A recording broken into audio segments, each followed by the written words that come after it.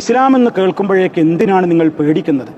ഇസ്ലാം അനുഷ്ഠിക്കാൻ പറഞ്ഞ അനുഷ്ഠാന ചിഹ്നങ്ങളെ കാണുമ്പോൾ നിങ്ങൾ എന്തിനാണ് ഭയപ്പെടുന്നത്?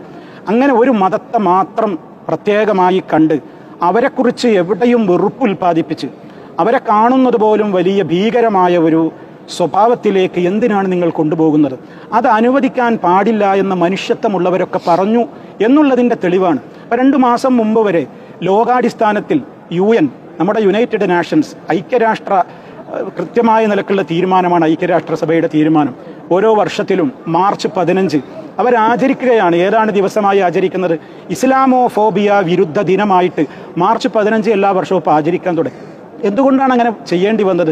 തെരഞ്ഞു പിടിച്ചു ഒരു സമൂഹത്തെ ക്രൂശിക്കുകയാണ്. അവരുടെ താടി കാണുമ്പോൾ പേടി, ഒരുമിച്ച് യാത്ര ചെയ്യാൻ വയ്യ, അടുത്ത് താമസിക്കാൻ വയ്യ.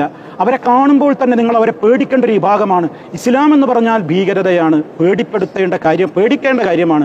മുസ്ലിമിനെ കണ്ടയിടത്ത് വെച്ച് നിങ്ങൾ പേടിക്കണം, അവർ വലിയ അക്രമകാരികളാണ് എന്നുള്ള ഒരു മെസ്സേജ്, അതാണല്ലോ ഇസ്ലാമോഫോബിയ എന്ന് പറയുന്നത്.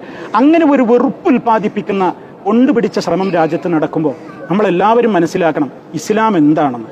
അത് പഠിക്കാൻ വിശുദ്ധ ഖുർആനും പ്രവാചക ചര്യകളുമാണ് നമ്മൾ മാനദണ്ഡമാക്കേണ്ടത്. അതിന് ജീവിക്കുന്ന മാതൃകകളായി മുസ്ലിമീങ്ങൾ ജീവിക്കണം, മറ്റുള്ളവരോട് അത് പകർന്നു കൊടുക്കണം. ആ നിലക്ക് ഇസ്ലാം എന്ന് പറഞ്ഞാൽ അത് സമാധാനം തന്നെയാണ്. അത് വെറുതെ പറയുന്നതല്ല, സമാധാനമാണ് അതിൻ്റെ മുഴുവൻ ജീവിതത്തിലും. മനുഷ്യൻ്റെ അഭിമാനവും രക്തവും സമ്പത്തും ഒക്കെ ഞാൻ നേരത്തെ സൂചിപ്പിച്ചില്ലേ, അതൊക്കെ വളരെ കൃത്യമായി നമ്മുടെ ജീവിതത്തിൽ ഉണ്ടാകണം. ആഘോഷങ്ങൾ അതിരുവിട്ട് തൻ്റെ സഹോദരന്മാരെ കൂടി പരിഗണിക്കാത്തൊരവസ്ഥ. ഇന്നലെയൊക്കെ ബാംഗ്ലൂരിൽ കണ്ട ഒരു ലോകകപ്പ് അല്ലെങ്കിൽ ഒരു വിജയം കിട്ടിയെന്നതിൻ്റെ പേരിൽ ഒരു സ്റ്റേഡിയത്തിൽ ഒതുങ്ങാത്ത ആളുകളെ അങ്ങോട്ട് കടത്തിവിട്ടൊരു നിയന്ത്രണവുമില്ലാതെ ഒരുപാട് മനുഷ്യ ജീവനുകൾ അവിടെ മരിച്ചു വീണപ്പോൾ ആ മനുഷ്യ ശരീരങ്ങളുടെ മേലെ ചവിട്ടിപ്പോയിക്കൊണ്ട് പോലും അവിടെ ആളുകൾ അപ്പോഴും സ്റ്റേഡിയത്തിൽ ആഘോഷത്തിമർപ്പിലായിരുന്നു എന്നൊക്കെ മീഡിയകൾ നിങ്ങളൊക്കെ റിപ്പോർട്ട് ചെയ്തതല്ലേ. എവിടെയാണ് ഇവിടെയൊക്കെ മനുഷ്യത്വമുള്ളത്? അതൊക്കെ ആരെങ്കിലും ഇന്ന് മനസ്സിലാക്കുന്നുണ്ടോ? ഇസ്ലാം എന്ന് പറഞ്ഞാൽ ആഘോഷത്തിൽ പോലും അതിന് സമാധാനമാണ്, എല്ലായിടങ്ങളിലും സമാധാനമാണ്.